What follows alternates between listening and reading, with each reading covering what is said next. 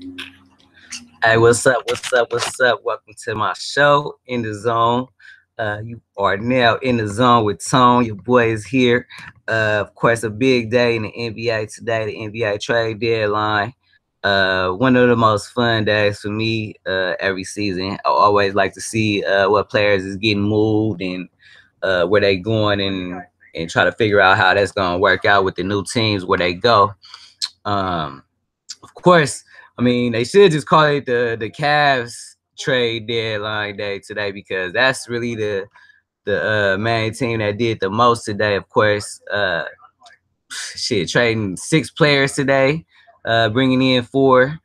Of course, the first big one of the day was the Isaiah Thomas and Channing Frye going to the Lakers in exchange for Jordan Clarkson and Larry Nance Jr. Of course, who his dad played out there in Cleveland too, back in the '80s and '90s. Uh, so I mean, also the Cleveland Cavaliers first round pick this season is also in that deal. So I mean, I feel like it's a good trade for both teams. Of course, I like what the Lakers have done with that trade. I think that Isaiah Thomas he's just gonna be there for the rest of this season. I don't believe that the Lakers or gonna or any team really is gonna uh pay him the money that he expects or that he was expecting before this season.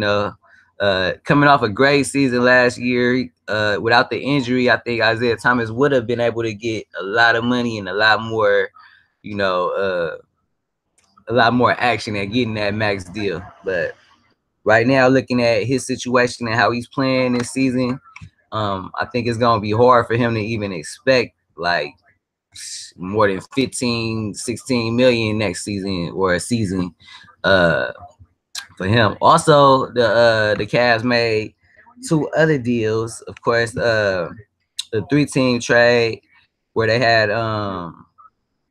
end up bringing in Rodney Hood and George Hill. Rodney Hood from the Jazz, pretty good player.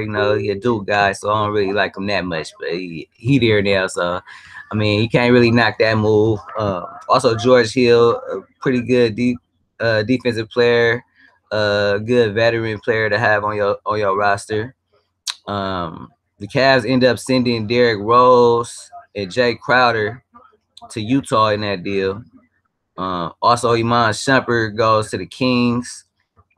So I mean, it's a it's it's a pretty good trade, I think, for the Cavs.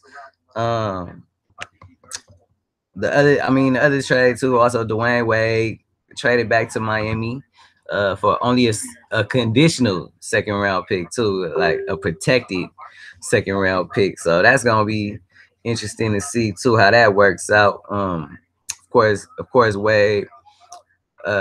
His reports coming out that he did want to go back to Miami, finish his career there. So it's a good thing, I guess, for both sides. He wasn't going to be getting on the court with all these new additions coming into the Heat. So I mean, I'm coming into the Cavs. So I think it's a pretty good move for them. Uh, you know, they did their thing today. They got a little younger, more athletic. Like everybody has been saying all day on TV all day, they got more athletic and younger. But like to me, these deals don't um make it any more likely that LeBron James stays in Cleveland after this season. Cause I don't see any of these moves or all of the moves together being enough to make the Cavs the best team even in the East. You know what I'm saying? So like to me still I think Boston is playing much better and they a better team all around to me than Cleveland is right now. Uh been a lot of shit talking about the Toronto Raptors, but they playing lights out this season, playing a little bit different too. Uh, I don't trust them though. I'm gonna get that out there right now. I don't trust the Raptors. They look good every season in the regular season, and then get to the playoffs, and then blah. So I'm not looking into that like they gonna do nothing too big in the playoffs again this season. Kyle Lowry and DeRozan doing their thing again. DeRozan especially, I've been liking him since USC, but he's still he's just the scorer. He don't really do anything else for you on the court. Uh, I like his athleticism, and I think he could be a better defensive player than he is. But it is what it is. Um, but back to these deals that have been done too. Also, Elfrid Payton, the point guard from the Orlando Magic, formerly of from the Orlando Magic, has been traded to the Phoenix Suns too. That's another deal that I was looking at. Uh, it's a nothing deal to me. Like Elfrid Payton, not no great player to me. He's a okay average point guard in the NBA, maybe a little better than average, but he like I don't know. He's not that kind of player to move any kind of team. At first, when I saw that trade too, I thought he had went to the Spurs, which I probably would have liked a little bit better for him. But he went to the Suns, so I mean, it is what it is. Also, a couple other deals. Who was that? Oh, Emmanuel Mudiay traded from the Nuggets to the Knicks, which gives them 2 point guards that can't shoot. With the rookie also there, Frank Ntilikina, I think is how you say his name, something like that. But him and Moutier, both like 6'5" point guards, athletic, with no jump shot at all for either one of those guys. They can be good playmakers and good defensive players though. So it's gonna be interesting to see how that goes and how that works out too. Uh, see who else I was looking at. Oh yeah. Also too with the trade deadline, it's also a lot of players that get traded, like vets get traded, and then they get bought out of their contracts like immediately. Like Joe Johnson is one guy that's going. He was involved in that 3-team trade with the Cavs and the Kings and the Jazz. Um, but he definitely not gonna stay in Sacramento. That I think that's gonna be a buyout right there. Derrick Rose is gonna be waived. I just read by the Jazz, so we gonna see where he gonna end up. I do like Jay Crowder going to that team though. I think he can help them a little bit. He not no game changer like that, but I don't know. It was kind of a trip for me to see the Cavs I think they might have should have kept him out of all those players that they let go. I think Crowder might have been the one guy that I probably would have tried to keep, just because of his defense and I think he's a good role player to have on your team, but I guess he wasn't fitting in good with the Cavs this season. They really didn't. They've been playing like shit all year, basically. So I mean, they had to make some moves. I thought they should have tried to get DeAndre Jordan, but when they made the trade with the Lakers, giving up their first round pick, that kind of took that out of the mix, because they was definitely gonna have to trade that Brooklyn Nets pick to be able to pick up DeAndre Jordan, which was a steep price, and I wouldn't have did it too. I said it plenty of times, like I would have kept that pick just in case LeBron James leaves, which I definitely think is gonna happen. I'm gonna get into that a little bit in a little while, but yeah, I don't think I would have traded that Brooklyn Nets pick to try to get DeAndre Jordan for a year or two. I think he has 2 years left on his contract, but I don't know, man. He's a good player, great rebounder, uh, very good rim protector, which the Cavs definitely didn't have, and I've been hearing a little bit about Larry Nance probably being that guy for them, but I don't see that. I don't see that. He an okay defensive player, but he not that guy right there that's gonna be fit that. He'll be good in the at the center spot for like stretches for them when they go small. I could see him doing that, playing, because he's of course he's a leaper. He's more athletic than Kevin Love at that center position. I think that the Cavs will try to move him back to the 4, move Love back to the 4, because that him playing the 5 just not working. he puts up numbers, but on the other side of the court, man, the dude not stopping nobody from driving the lane, not stopping nobody from dunking on cats or anything like that. So yeah, I'm not really big on Kevin Love playing center like for long stretches in games like the Cavs have been doing this season, which I think is a big reason why they've been struggling.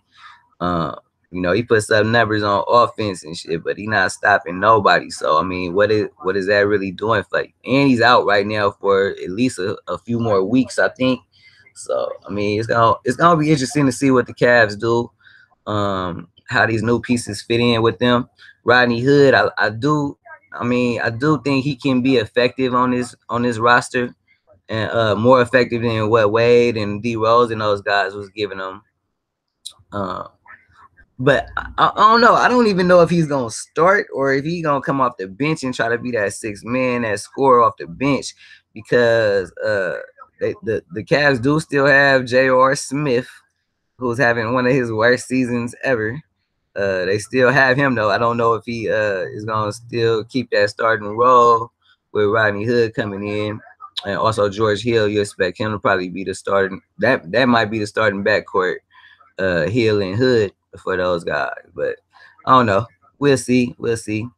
But let me talk a little bit about my squad, the Lakers. Of course, I already said, I do love what they did with that trade, getting Isaiah Thomas and Channing Frye for the rest of this season, because that's all that's for. The big piece in that trade was that first round pick that they got from the Cavs, though, and also being able, at the end of the season, they can just shed those contracts and have even more cap room and cap flexibility to be able to sign two max guys, and possibly two max guys in a real good role player too. At that, I mean, because they potentially have $70 million in cap space if they choose not to re-sign Julius Randle at the end of the season. His money comes off the books too. Brook Lopez, KCP, Thomas, and Fry. All those contracts come off the books at the end of the season. So I mean, the Lakers is gonna have the most cap space available from what I've been reading. It's just a matter of if they gonna get the guys that they really want and what they really need. Been a lot of LeBron James talk about him going to the Lakers after the season. I've been trying not to really buy into all that because, like, I don't even want to get my hopes up like that. And plus, I don't really I don't really mind where my team at right now. Like a lot of Lakers fans been really stressing over the last few seasons, and I mean, shit, you can't win them all. You know what I mean? I mean, my team had won 10 championships since I've been alive. So I mean, that's big right there. I don't think that we are anywhere close to that championship level that we should be at. But I think we are on the path and on the right direction, moving in the right direction, making these moves and setting ourselves up to be able to try to make that big splash in the off season. Hopefully we can do that. Paul George, LeBron James, even Boogie, we might be able to get a little discount on Boogie since he had the the bad injury with the Achilles tear. Even though I don't know how much I would want to put into that, just because that is a bad injury, and we don't know how he's gonna be able to bounce back from that. Let me see. A little bit more, a little couple other things I gotta get on. Want to congratulate those Philadelphia Eagles and all those Philly fans out there, man. I see y'all did y'all thing, winning that Super Bowl the first time ever for the team. Man, it was a great game too, man. Shit, Nick Foles, Super Bowl MVP, proved me wrong than a motherfucker for real, man. I really, that was the only reason why I was not thinking that the Eagles had a chance, was because I thought that the Patriots would try to force Nick Foles to come out there and be the guy that has to beat them, which he they basically, I mean, it was a good balance though. I mean, Ajayi and Blunt did their thing too. Blunt had some nice runs. scored a touchdown too, of course. But Nick Foles played lights out. You know what I'm saying? He had the one interception, which wasn't his fault at all. I talked about that a little bit on our halftime show we did on the Super Bowl. But yeah, man, I think dude played real good, earned himself some more extra money, probably. No, I don't know. It is what it is. I know he's still under contract for next season with Philly. So I don't know if he's gonna leave right now. If he wants to be a starter, I've been checking on the Carson Wentz situation and his rehab and when they expect him to be back. I seen some reports saying that he could be back for week 1, which I don't know if that's realistic, but man, if he is, of course he's gonna be the starter, and then you gotta figure out what you're gonna do with Nick Foles. Are you gonna just keep him to be a backup? Or are you gonna, try to shop them and see what you can get in return? Uh, try to build around Carson Wentz, of course, which it's and another thing I gotta say about that too. It's silly as hell for anybody to think that Nick Foles will be the starter in Philadelphia over Carson Wentz if Carson Wentz is healthy. That shit definitely won't happen. Carson Wentz was having an MVP season before he got injured. It's no way that Nick Foles comes in and takes that job from him like that. Off even after winning Super Bowl MVP. I mean, it just won't happen, man. I'm not even gonna go into that. But yeah, I just seen what the Orlando Magic got for that Suns in that Suns trade for Payton. They got only a second round pick. Wow, but whatever. But yeah, back to the Super Bowl. Tom Brady too, man. Much props to Brady. The dude is a beast, man. Uh, like I said before in a couple sports groups that I'm in, I'm not gonna debate if he's the greatest quarterback of all time, him or Joe Montana. It is only a 2-man race though, and I don't want to hear nobody else ever say that any other player could be in that debate at all. But like I said, I'm not gonna debate it. They both great. They both was the greatest in their era, and that's what it is for me, man. 1A and 1B. It is what it is. But Brady putting up those 500 yards, passing, playing another great Super Bowl. The one fumble, it was big. Hey, man, it is what it is. But you can't put that L on him. Like, you got to put that on the defense. Put that on Bill Belichick making some questionable decisions, especially the Malcolm Butler whole situation with that. You tell a guy who been your best corner or at least your second best corner all season that he's not even gonna play at all in the Super Bowl, and you know I don't know, you leading up to the game. I'm sure like he had plenty of opportunities to let him know this before the game. Like, not had a guy out there crying during the national anthem. You know, of course, there's been a couple reports of why he was benched, and I don't know how much I believe that. We had some people out there that I know that was um, reporting on the Super Bowl activities and everything out there, and none of them had anything to say about Butler missing curfew or being late to team meetings or anything like that. So I don't know how true that is.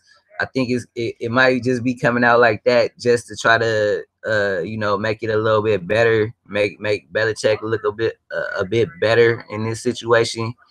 But I don't know. The whole thing is kind of looking kind of bad to me. Uh, this the guy that won the Super Bowl for you too, like a couple years ago, man. I mean, like, damn, like this dude is.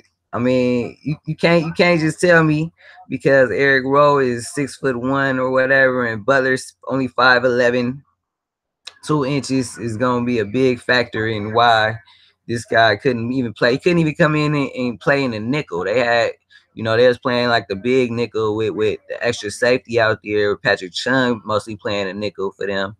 But man, I don't know. I didn't like it. I didn't like that situation with Butler. Of course, more is gonna come out, and eventually we will learn the true details of why he was benched. I think even though the Patriots like to stay kind of secretive a lot, it'll come out. Everything always comes to light. You know what I'm saying? We gonna see why he really didn't play. Also, guarantee he won't be on the Patriots roster next season.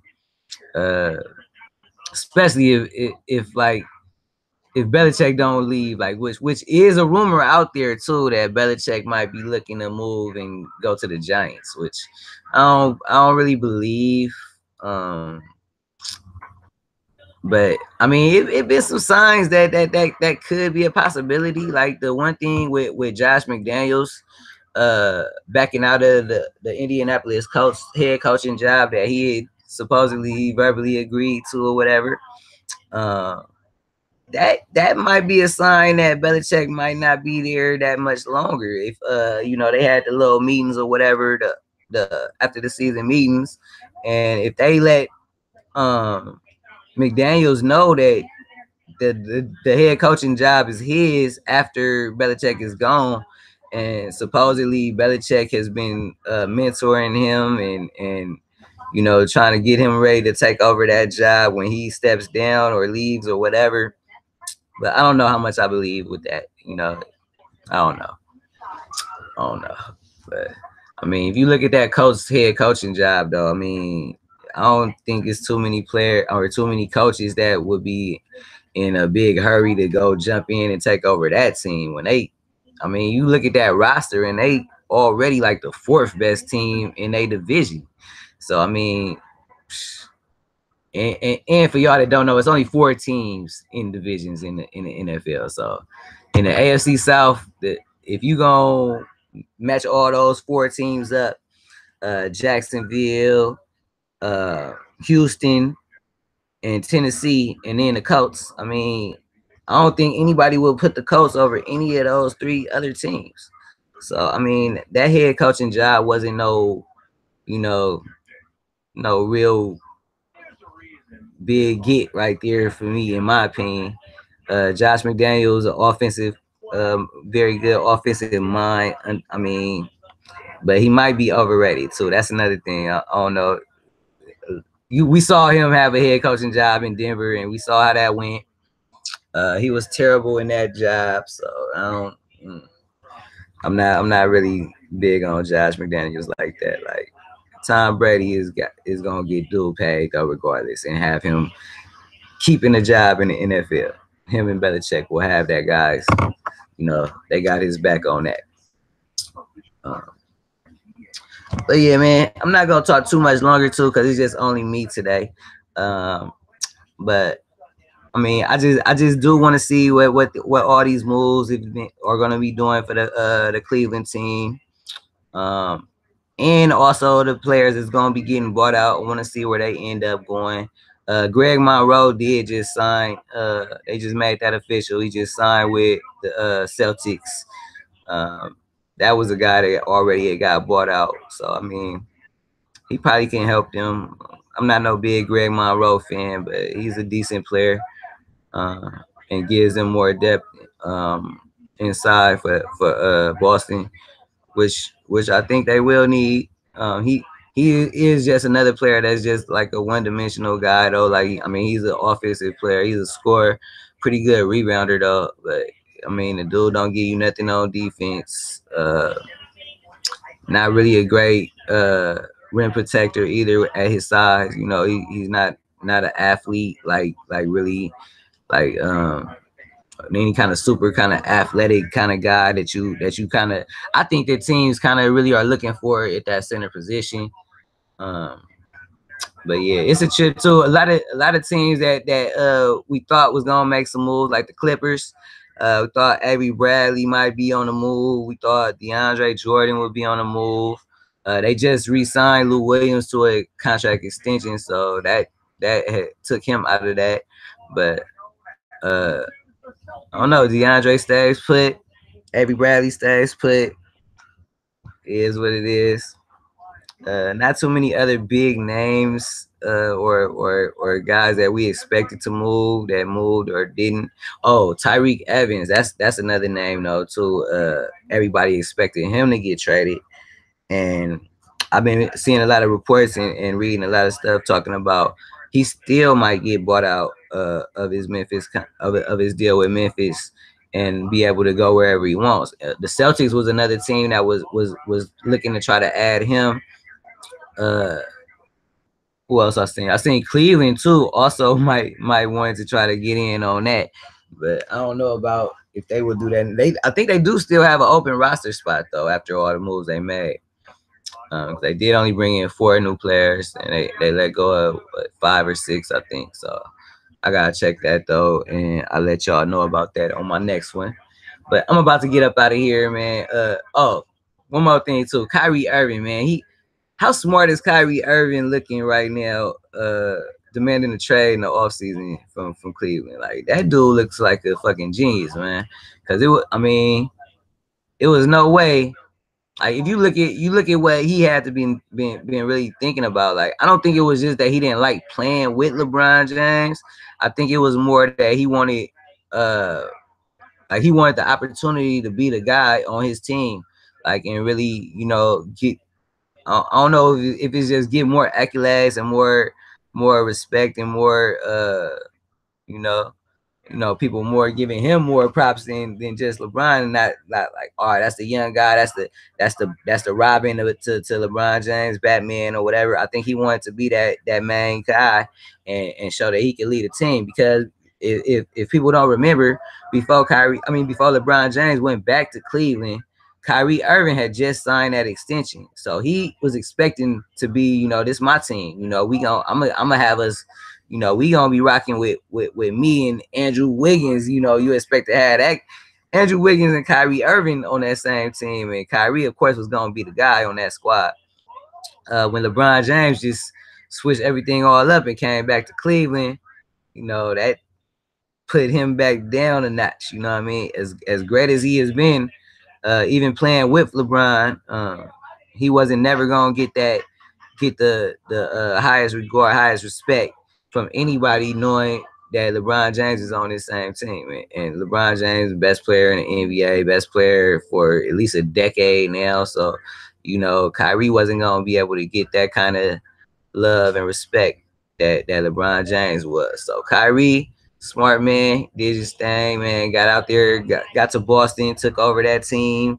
Uh, Playing better in that lead role than Isaiah Thomas even did last year. Even though Isaiah scored a lot and did everything, Kyrie Irving just it's a different look with that team. And the other young guys that they have are really playing good.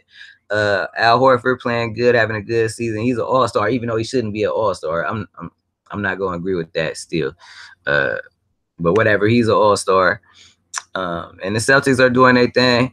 And you know how hard that is for me to say, being a Lakers fan. The Celtics are the only team in the NBA that I truly hate. You know what I'm saying? But I gotta give them their props though. They doing their thing. Brad Stevens is a great coach, great young coach. Imagine when they get Gordon Hayward back too, because it is some reports coming out that Hayward might be able to come back at the end of the season.